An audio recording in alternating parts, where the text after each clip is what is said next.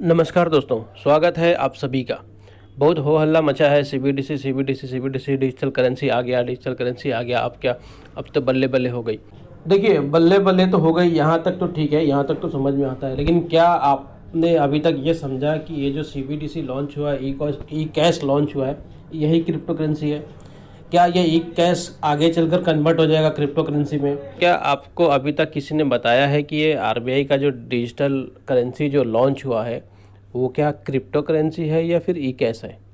यही सबसे बड़ा कन्फ्यूजन है। यही अभी तक सारे चैनल्स पे बेवकूफ़ बनाए जा रहे हैं, खास करके उन चैनल पे जो क्रिप्टो वाले चैनल हैं। अगर आप क्रिप्टो के अलावा भी कोई दूसरा वीडियो, दूसरा चैनल देखते हैं, जैसे बैंकिंग सेक्टर का या फिर न्यूज सेक्टर का, तो उसमें वो लोग आपको ये नहीं कहेंगे कि ये जो ई कैश लॉन्च हुआ है, आरबीआई का जो लॉन्च हुआ है, वो क्रिप्टो करेंसी है। वो यही बताएंगे कि ये ई कैश है और ये आरबीआई द्वारा लॉन्च किया गया सीबीडीसी है। और ये सीबीडीसी जो होता है, जो सेंट्रल बैंक डिजिटल करेंसी, ये सिर्फ इंडिया के पास नहीं है, वर्ल्ड के बहुत सारे कंट्री के पास है। उन लोगों ने ट्राई कर चुका है। अब ये सीबीडीसी लाने की मजबूरी क्या है दोस्तों? जो इंडिया की सरकार है या फिर विदेशों की सरकार है, वो बहुत परेशान है जब से क्रिप्टो करेंसी ब्लॉकचेन की टेक्नोलॉजी आई। बात करेंगे इसके बारे में आगे भी। थोड़ा सा मैं इसमें ऐड कर दूं कि दोस्तों, क्रिप्टो करेंसी वो होता है जो डिसेंट्रलाइज होता है, जिस पे आपका और मेरा कंट्रोल होता है, लोगों का कंट्रोल होता है। और ई कैश वो होता है जिस पे किसी सरकार, किसी इंस्टीट्यूशन का कंट्रोल हो। जैसे आरबीआई ने जो ई कैश लॉन्च किया है, डिजिटल करेंसी लॉन्च किया है, तो उसके ऊपर टोटल उसका कंट्रोल है।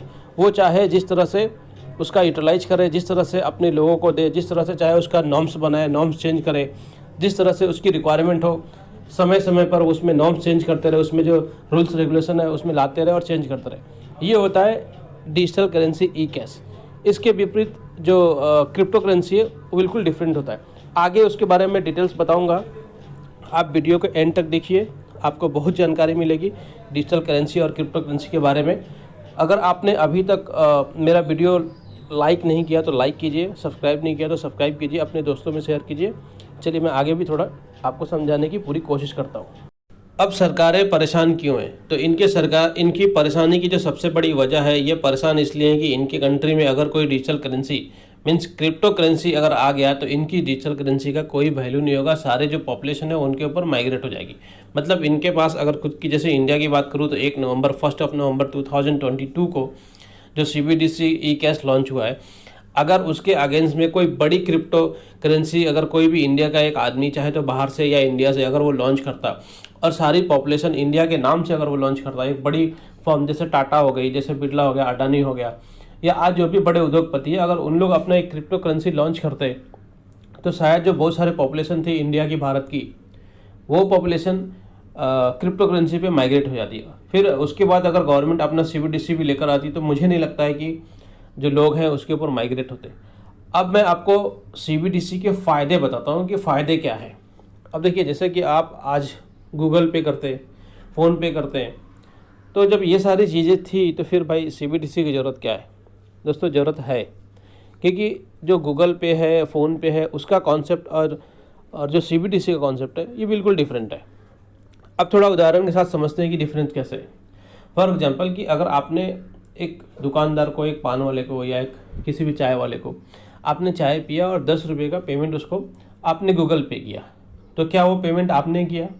जी नहीं, आपने कोई भी पेमेंट नहीं किया। आपने सिर्फ आपके बैंक को ये इंस्ट्रक्शन दिया कि भैया 10 रुपये जो है वो इस गूगल पे ट्रांसफ़र कर दो। अब फिर जो दुकानदार है उसकी बैंक ने उसको ये कंफर्मेशन दिया कि भैया देखो, इस बैंक से पैसा हमारे बैंक में आ गया है। मतलब आपके मोबाइल में एक सर्टेन अमाउंट शो कर रहा है, लेकिन रियलिटी ये है कि वो पेमेंट आपके मोबाइल में नहीं है, वो आपके अकाउंट में है, जो बैंक द्वारा निर्धारित किया जाता है कि भैया पेमेंट यहाँ से यहाँ जा रहा है। आप सिर्फ इंस्ट्रक्शन दे रहे हैं। इसके विपरीत में डिजिटल करेंसी, अगर जैसा सरकार ने कहा है ई कैश, अगर गवर्नमेंट ने ब्लॉकचेन के टेक्नोलॉजी पे उसके साथ काम किया है, तो ये बिल्कुल पीयर टू पीयर होगा। जैसे कि जो भी पेमेंट होगा वो आपके अकाउंट में होगा, आपके मोबाइल में होगा। आप अपना पैसा जो है किसी को ट्रांसफ़र करेंगे तो उसमें बैंक का इंटरफेयर नहीं होगा, इंटरवेंशन नहीं होगा। आपने किसी दुकानदार को 100 रुपये ट्रांसफ़र करना है, तो आपने अपने मोबाइल लिया, उसको ट्रांसफ़र कर दिया। तो देखिए, सरकार ने तो ऐसा कहा था कि हम ब्लॉकचेन टेक्नोलॉजी के हिसाब से ही जो CBDC है वो लॉन्च करेंगे, लेकिन इस पे मुझे थोड़ा भरोसा नहीं है। इसलिए भरोसा नहीं है कि CBDC अगर ब्लॉकचेन टेक्नोलॉजी पे आती है तो ब्लॉकचेन टेक्नोलॉजी का सबसे बड़ा जो बेनिफिट है वो ये है कि एक बार पेमेंट यहाँ से वहाँ गया तो उसका ट्रैक रिकॉर्ड नहीं मिलता है। जैसा कि अगर आप क्रिप्टो में ट्रेड करते हैं, क्रिप्टो में इन्वेस्ट करते हैं, आप एक बिटकॉइन किसी को ट्रांसफ़र करते हैं, तो वो पेमेंट यहाँ से दूसरे के अकाउंट में चला गया, उसके बीच में मीडिएटर कोई भी नहीं है। मतलब कोई ना बैंक है, ना कोई सरकार है, ना कोई गवर्नमेंट है।